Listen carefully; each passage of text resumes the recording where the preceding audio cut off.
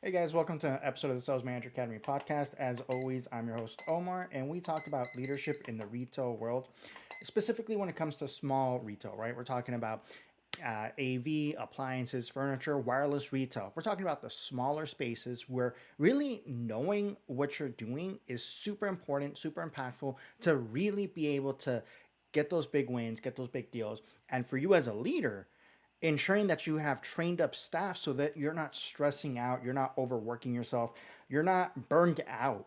Okay. And today, one of the biggest things I want to talk about is this mindset of I got to fire them. I just got to get rid of them. I got to replace them. I got to fire them. Right. I get it. We've all been there. We all got those hires that maybe we took up a new location, we took up a new region, new district. And guess what? Everybody just sucks. So we got to replace every single person. If you've been in the game long enough, you already understand that that is the wrong mindset. Okay.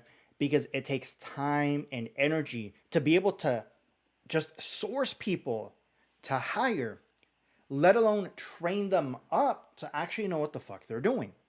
It takes a lot of time and energy.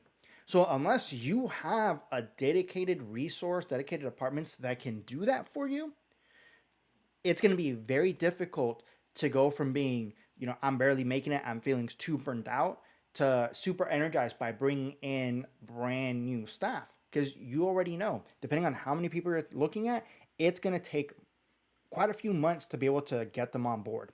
And you already know not everybody is going to make it to the actual end. Not everybody's going to make it past the 90 days. Not everybody's going to make it to the 1 year mark. Okay.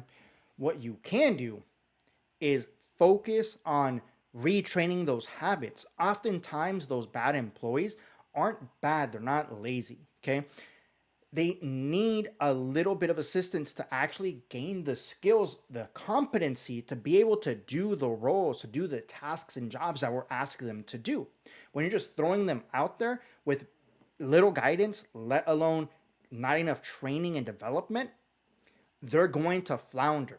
And you're going to think to yourselves, oh, or your direct reports that are complaining to you, or your supervisors, your leadership above is saying like, hey, what the hell is wrong with these people? What's going on? We brought them on board. They're supposed to be great talent. Like, what's going on? The question becomes, how much training and development have you done? How much time have you actually spent doing this? If you're saying, well, I've spoken to them, great. What the fuck does that mean? I've spoken to them a couple of times. What training, what development? Have you actually stayed and seen what is going on? Have you spent any time, right, in the field actually observing what they're doing? Has a local leadership actually spent any time observing? Or are you running a one and one and they're floundering because they don't have time to really adapt and get into it? Okay. That's one part. That's going to be the majority of your people. Now, don't get me wrong. Every so often, we're going to have those individuals that no matter how much training and development you give them, they don't want to budge. Okay. I've been in that seat. I've trained and developed countless people. Okay. I've created these training modules, these courses, right, for organizations. But there's always going to be a subset that just really, they've lost the spark. They don't want to be there and they're just there. And you've tried everything that you can to turn them around. And to your face, like, yes, yes, yes. But then the actions aren't there. To that, my question to you is, have you done everything that you can to help them? And if the answer is yes, right, you've done trainings, you've done developments, you've brought them in, right? You guys know, especially in sales, we will run those rudimentary classes like, hey, we got to focus on off hours on getting this skill up. So we're going to have you come in during these, right? They may look at it as a form of punishment. It's a training and development session. It doesn't take very long, typically no more than 60 minutes. But guess what? You as a leader also have to be there, right? So it's like, hey, I'm taking my time because I want you to succeed. Okay, we got to get you up to par. We got to get you better. If you've done everything that you can within your power to try to help to develop them, to help them progress and get better, but their actions still aren't following, then yes, we have to have that conversation about what is it that you want to do. What is it? Do you want to actually be here? If not, like, it's okay. We can part ways. You're not beholden to here. And I'd rather you go find something that you want to do where you're going to be happier, right? And we can fill the spot here with somebody who actually wants to be here. There's nothing wrong with that, right? But as a leader, you have to do everything that you can to try to develop those people. And once you have that conversation because they don't budge, then hey, okay, we can part ways. That's okay. There's nothing wrong with that. But you have to understand that you can't get to that point first before you've done everything else. Because if your first mindset, if your first thought is, I'm just going to fire them, I'm just going to let them go. Dude, we just spent 6 to 8 weeks trying to fill that role. And you're cutting them in less than 30 days? Do we have somebody to backfill this position? That's what you have to understand.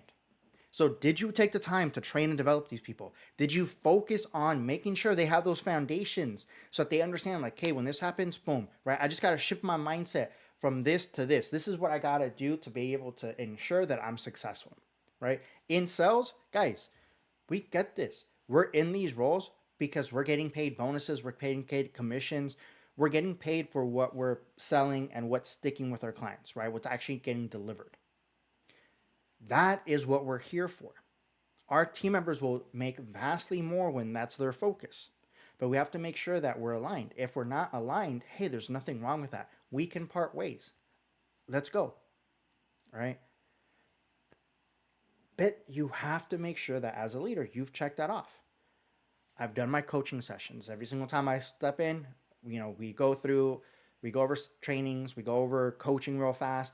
They give me what they're going to do, and I'm watching them, and they're not doing it, and then we're talking about it. We're correcting the behavior right there in real time, and it's still continuing to go the same route. They just refuse to budge.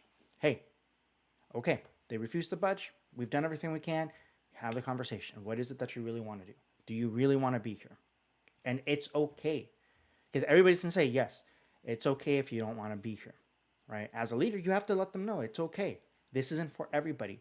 Maybe you've been burnt out, right? Maybe it just, you need a change of scenery, right? Maybe something different. It is what it is. I hate to lose employees because they have such a foundational, knowledge of how systems work, right? Because you guys know exactly what I'm talking about. Sometimes you get those people that really, they're the go-to because they understand where we can do different things, how the systems work. And maybe it's moving them to a different role that's no longer that customer facing if you have the capability to do that.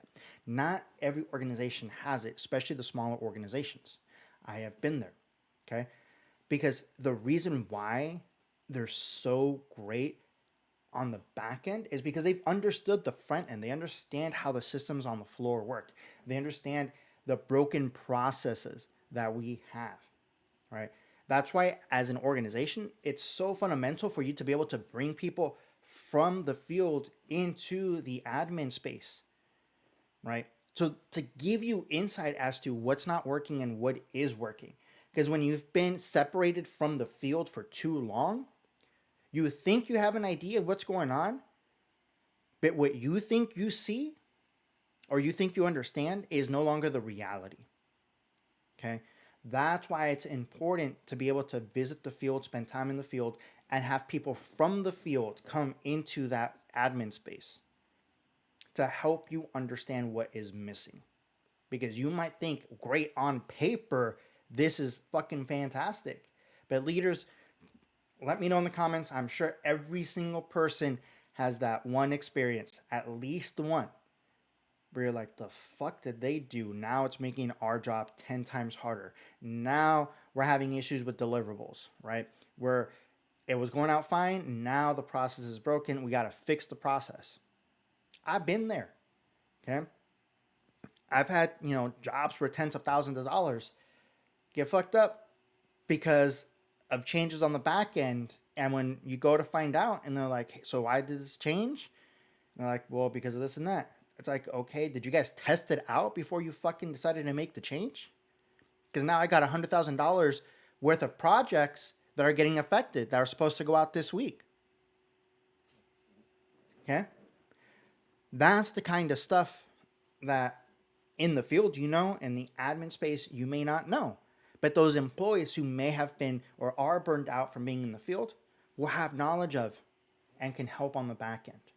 So sometimes it's not worth letting them go if they can be saved, right? To be able to bring that knowledge into another space. But when you're talking about the sales field and you don't have the capabilities of bringing them into a different role, hey, have those conversations. And it's not a firing conversation. It's a let's find out where you're at. I would rather save you and keep you here, but you have to do the work. You can't just tell me this is what you want to fucking do and then not do the work when I'm fucking watching you. I am literally seeing you do the wrong things after we've literally talked about it and you told me this is what you're going to keep an eye out, and I brought it up to you as well, and you're still doing the same shit. I don't care about what you say. I care about what you're doing, because that is the actions that are going to determine whether you're going to want to be here or not, or whether you're going to stay with us or not. Okay? Have that conversation and then have a follow-up conversation and then make the decision. That is what it means to have to be that leader. We have team members. Okay? Just like all teams, positions will change. Players will change, and there's nothing wrong with that. We want our players to move up into the coaching positions where they can be able to lead other teams. That is ultimately what you want as a leader. That should be your goal. I've told you all this. My goal is always to have me replaced. I want to be able to train people up to be able to replace me, and that does not scare me. Why? Because if I'm training them up to be able to do that, that means their performance is up. That means we can expand and be able to do more. I am helping to create abundance, not just for myself, but for others within the organization. And that is the mindset. There is enough to go around. And when you understand that there is enough to go around, you're able to open up the doors to so much more. And when you help your team members understand that as well, they'll stop selling out of their pockets. You guys exactly know what I mean. If you don't, let's talk. They will start positioning and offering more because they're no longer afraid. They understand, hey, somebody will actually take this. If I continue to position and pitch it, I will get better at what I'm saying and how I'm positioning it and how I'm presenting it to clients. But I'm also going to run into that one that's going to say yes. And then it's just refining my craft. Remember, guys, salesmanship is a craft. It is a skill. It doesn't matter if you think you're hiring for an entry-level role. There is nothing entry-level about sales where you have to have soft skills to be able to interact with people and actually get them to buy in. And you have to learn the fucking processes that you're actually selling, right? The systems, the different scopes of work that you're going to be doing. Okay? Ensuring that it sticks to fulfillment past the chargeback period as well if you're into the services industry. There is nothing entry level about sales. It literally takes fucking skill to be able to master it. And that skill also takes time to master. Shift your mindset from thinking I can just hire anybody and anybody can do this role to I'm going to hire somebody and I'm going to train them up to be able to do this role. And I understand it is going to take some time for them to be able to be fully competent in what I'm asking them. It's going to be some time before they can close a $1 million deal on their own.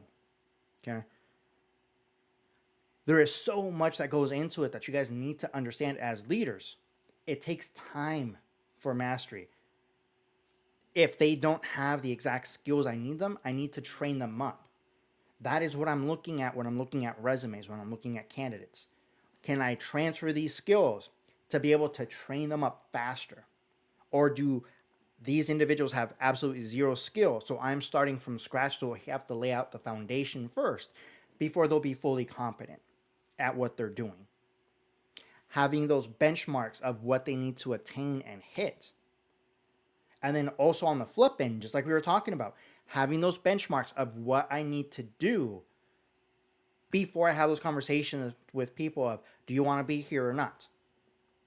Because I need to know that I've done everything in my power, right? Before I have that conversation. If I can't look in the mirror and say, yes, I've done everything I possibly can, then I haven't done enough and I am letting my team down. I'm letting myself down. Because that's missed opportunity. Oftentimes, those individuals that you think are lost causes, that we got to let them go, just a small shift in how they view things, and they can be one of your top performers. But they have to be given the chance. I'm not saying unlimited chances, but you have to be that coach, that developer, to bring your people, to help them rise to the occasion. Because they don't rise to the level of your motivation. They fall back to the level of training. So if you're not training and developing your people, they're going to flounder when they need to be able to rise up. So guys, I want to say thank you once again for stepping into another episode here at the Sales Manager Academy podcast. My name's Omar. Don't forget, hit that like, subscribe button, share this with somebody that needs to hear it, and I'll catch you on the next one.